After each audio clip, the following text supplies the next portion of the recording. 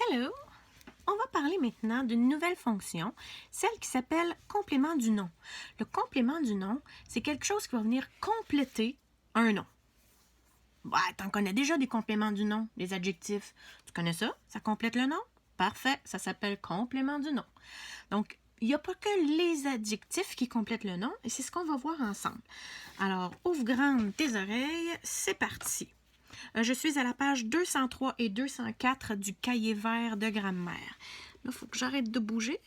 Bon, le complément du nom est une expansion. Ça, c'est un nouveau mot pour toi. Une expansion, ça me fait penser à une roulotte. Tu sais, les roulottes là, qu'on traîne derrière la voiture ou derrière un camion, qui, une fois installées, peuvent s'ouvrir sur les côtés. C'est électrique, ce truc-là, là, ça s'ouvre et puis pouf, apparaît une pièce. C'est une expansion de la roulotte, c'est une rallonge. Une expansion, c'est une rallonge qu'on va donner au nom pour lui donner plus de précision. Comme l'adjectif, c'est une expansion du nom. La pomme, ça, c'est un groupe du nom, mais je peux ajouter une expansion au mot pomme en disant verte. La pomme verte. Verte, c'est une expansion et c'est un adjectif. Donc, ça rajoute. Généralement, je peux l'effacer. On le voit ici avec l'efface. Je pourrais l'enlever, le mot verte. La pomme, ça fonctionne quand même. Mais je ne peux pas le déplacer. Verte, la pomme, ça ne fonctionne pas. OK? Donc, le complément du nom, c'est une expansion qui complète le nom.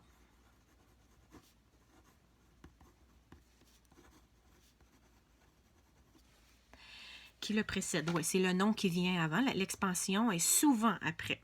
C'est pour cette raison qu'il fait partie du GN.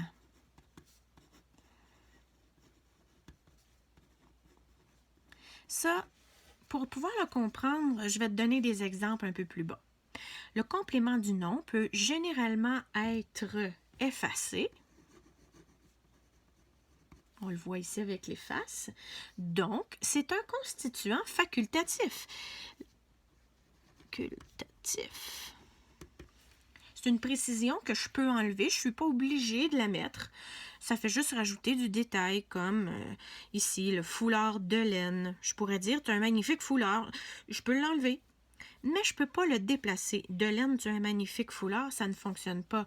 Donc ici, il ne peut généralement pas être déplacé. Et là, j'ai bien dit généralement, parce que parfois, on peut le déplacer. Plus souvent qu'autrement, le complément du nom, il est placé avant ou après le noyau du GN. Il est dans les alentours du GN, ça c'est sûr. Et souvent, c'est plus souvent après qu'avant, mais ça arrive qu'il est avant, comme ma belle robe. Belle, il est en avant du nom robe. Ça arrive des fois que l'adjectif soit avant le nom. Ça arrive.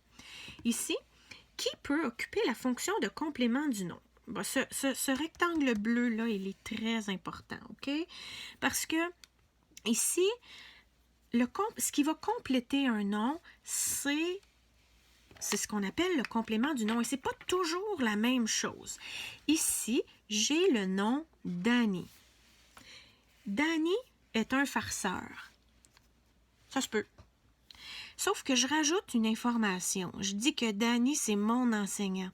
Danny, mon enseignant, est un farceur. Ici, ce GN-là, qui est mon enseignant, constitué d'un déterminant et d'un nom, c'est un complément du nom Danny. On dit donc que ceci est un GN, un groupe du nom, complément du nom Danny. C'est tout. Maintenant, le groupe adjectival, c'est la même chose que dire que c'est un adjectif. Marie-Lou porte une robe bleue. Ici, j'ai le nom robe.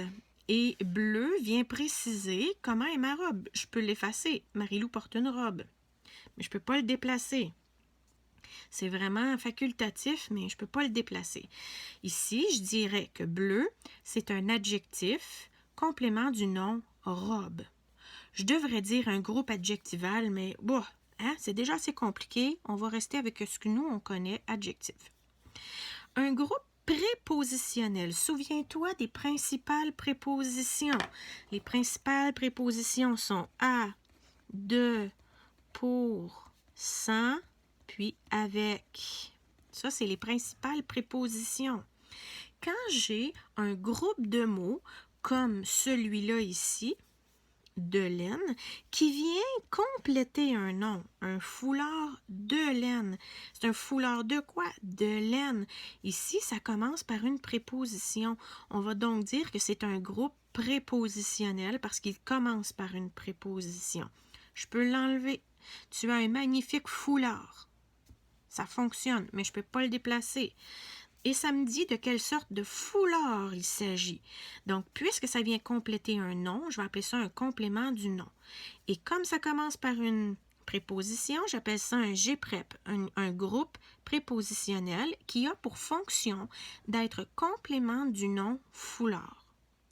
Donc, chaque fois qu'un nom est complété par une information, ça s'appelle un complément du nom. Ici, ma robe, elle est bleue, complément du nom. Ici, mon foulard, il est de laine, complément du nom. Ça complète le nom, ça complète pas le verbe, attention là, ok? Ça complète le nom. On a des petits exercices sur la prochaine page pour nous aider à bien maîtriser cette connaissance-là, ok? Alors, allons-y avec la consigne qui est simple mais compliquée en même temps. La consigne me dit « Souligne les compléments du nom dans ces phrases et précise le groupe auquel chacun appartient et trace une flèche vers le nom qu'il complète. » Ouh là là! D'accord, on y va. Je conduis la voiture de Pascal. Ici, on me dit de souligner les compléments du nom. Ici, je peux dire « Je conduis la voiture ». Mais je rajoute une information par rapport à la voiture. Ici, je conduis la voiture de Pascal. Oh, mon stylo s'en va. Ici, le nom qui est concerné, c'est voiture. Et ça ici, de, qu'est-ce que c'est? De, c'est une préposition, puis Pascal, c'est un nom. J'ai donc ici un G-prép parce que ça commence par une préposition et sa fonction, c'est d'être complément du nom. Quel nom ça complète? Ça complète le nom voiture. Voilà. Youpi, la mascotte du Canadien porte un chandail multicolore. Je t'annonce officiellement qu'ici, il y en a 3 compléments du nom. Il y en a beaucoup, hein? Tu vois, c'est une phrase que tu aurais pu croiser n'importe où et pas plus compliquée que les autres. C'est juste que jusqu'à maintenant, tu n'avais pas conscience que ça cachait des compléments du nom. Youpi, la mascotte du Canadien, porte un chandail multicolore. Ici, là, ma phrase, ce qu'elle me dit, c'est que la mascotte porte un chandail. C'est ça que ça me dit. Il y a une mascotte qui porte un chandail. Mais j'ai rajouté plein d'informations. Ici, la mascotte, c'est quelle mascotte? Ah, c'est Youpi. Youpi, c'est un nom. OK? Donc ici, vu que c'est un nom, tu te souviens que les groupes du nom peuvent être tout seuls. Donc ça ici, c'est un GN qui est complément du nom. Ça vient préciser quel nom? Ça vient préciser le nom mascotte. J'ai oublié de faire ma flèche en haut. C'est ce nom-là. Ici, ça vient préciser... Oups! Ma table est vieille, il y a des trous dedans. Youpi! Ça vient compléter le nom mascotte. J'écris pas très gros, j'espère que tu vois quelque chose. La mascotte du Canadien. Ici... c'est pas juste une mascotte de n'importe quoi, c'est la mascotte du Canadien. Du, c'est comme je disais, de le Canadien. De, c'est une préposition. Fait ici, j'ai une préposition, puis là, j'ai un nom. Quand un groupe de mots commence par une préposition, on dit que c'est un G-prép, c'est un groupe prépositionnel, et son travail, c'est d'être complément du nom mascotte, encore une fois.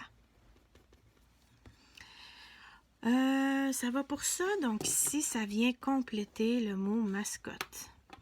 Porte un chandail multicolore. Ici, mon chandail, je rajoute une précision en disant qu'il est multicolore. Multicolore, dans la vie, là, ça, c'est un adjectif. Donc, ça vient compléter le nom chandail qui est ici. J'écrirai adjectif. Et là, si tu me permets, là, je vais commencer à écrire complément du nom comme ça. Est-ce que ça te va? Parce que comme ça prend beaucoup de place. C du N, c'est complément du nom chandail. Ça vient préciser le nom chandail ici. Parce qu'il me demande de tracer une flèche vers le nom, là. Ma tante Marie arrive par le rapide train de 5 heures. Ma tante Marie, je pourrais dire ma tante arrive par le train. Ici, Marie, c'est un nom tout seul. Et un nom tout seul, ça peut être un GN. Donc, Marie vient préciser, compléter le sens de tante. Je précise de qui il s'agit.